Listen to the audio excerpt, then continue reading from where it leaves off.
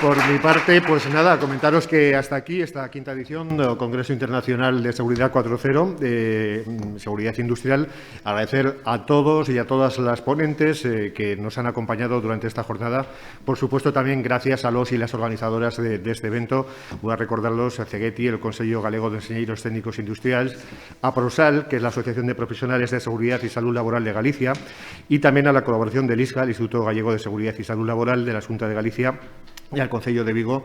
Sin su ayuda, desde luego, este evento no hubiese sido posible llevarlo a cabo.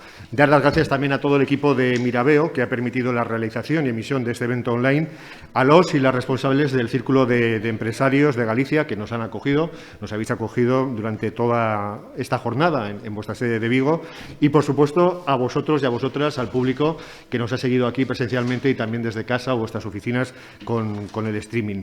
El año que viene, seguro que estaremos aquí de una forma, espero que más presencial. Esperemos que la pandemia vaya evolucionando y podamos vernos ya, estar todos juntos otra vez, darnos la mano, estar cara a cara y poder hacer eso que se llama networking. Hasta entonces, gracias, cuidaros mucho, un saludo y buenas tardes.